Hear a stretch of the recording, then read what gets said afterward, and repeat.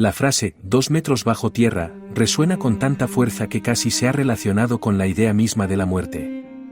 Es una manera suave y bonita de hablar de la muerte, un murmullo que nos lleva a una vieja costumbre funeraria cubierta de recuerdos antiguos. Su magia está en lo simple que es, en esa idea de paz eterna que nos hace imaginar. ¿Alguna vez te has detenido a pensar por qué las tumbas se cavaban a 2 metros de profundidad en sus orígenes? Más curioso aún, ¿por qué hoy en día esa medida ha perdido su reinado en los cementerios? La respuesta no es un simple número, sino un relato tejido con historia, pragmatismo y ciencia que merece ser desenterrada. Vamos a sumergirnos en las razones que dieron vida a esta práctica y en las que la transformaron con el paso del tiempo. Bienvenidos a La historia de las cosas simples, un rincón donde las pequeñas piezas del mundo revelan sus grandes secretos. Aquí, cada tradición es un sendero que invita a caminarlo con asombro. El estándar de los 2 metros nació en la Inglaterra del siglo XVII, un tiempo de sombras y supervivencia. Fue durante la Gran Peste de Londres en 1665 cuando esta medida tomó forma, impulsada por el caos y el miedo. En el corazón de la epidemia, la muerte acechaba en cada esquina, y las soluciones eran tan urgentes como desesperadas. Las autoridades, atrapadas en el pánico, ordenaron que las tumbas se cavaran al menos a 2 metros de profundidad. Creían que esa distancia sepultaría el hedor de la descomposición y mantendría a raya a los animales carroñeros. Era una barrera improvisada contra un enemigo invisible, un intento de proteger a los vivos de los muertos.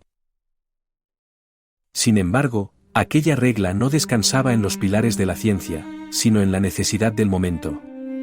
Los 2 metros se convirtieron en una guía más que en una ley inquebrantable, pero su eco perduró.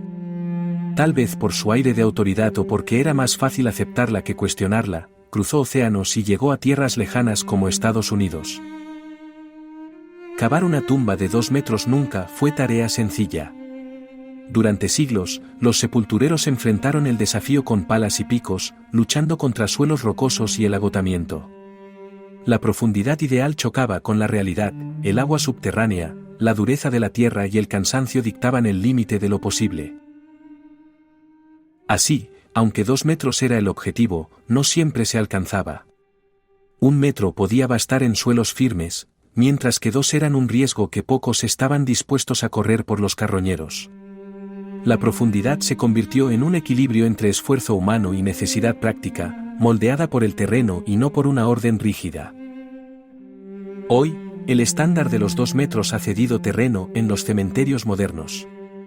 Los restos descansan ahora a menudo a 1,2 metros o menos, dependiendo de cómo se despida al difunto. Este cambio no es caprichoso, responde a una danza entre la escasez de espacio, la eficiencia y una nueva mirada hacia el entorno. La tierra se ha vuelto un bien preciado, especialmente en las ciudades donde los cementerios se agotan.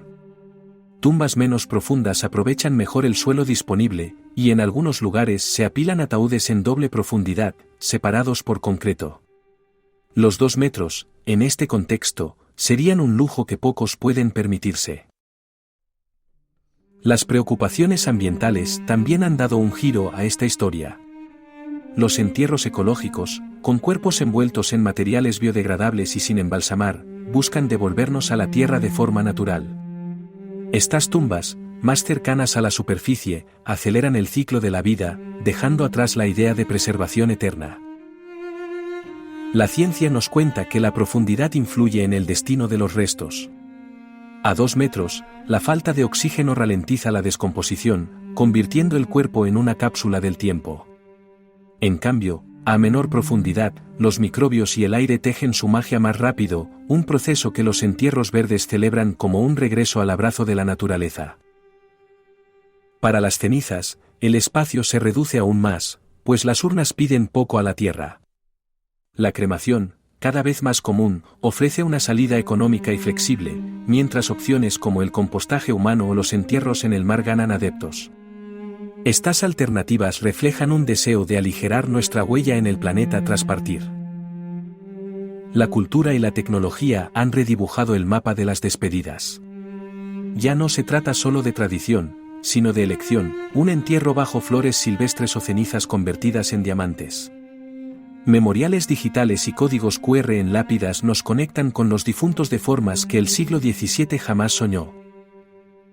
Aún así, los 2 metros siguen grabados en nuestra mente colectiva. Hay quienes piensan que es una obligación legal o la única garantía de seguridad, pero la realidad los desmiente.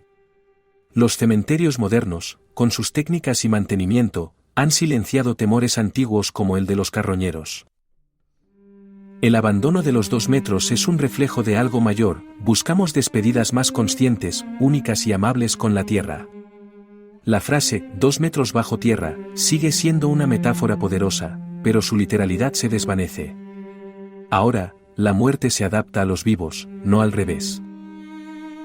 Cuando escuches 2 metros bajo tierra, sabrás que hay una historia detrás, una mezcla de pánico medieval, sudor de sepultureros y un mundo en transformación. Es un recordatorio de cómo lo práctico y lo humano moldean incluso nuestras últimas moradas. La muerte, como la vida, evoluciona con nosotros. Y así termina este viaje por esta historia que yace bajo nuestros pies. Los 6 pies ya no son la medida de oro, sino un eco de un pasado que nos enseñó a repensar cómo decir adiós. Gracias por acompañarnos en La historia de las cosas simples, donde lo pequeño siempre guarda un relato inmenso.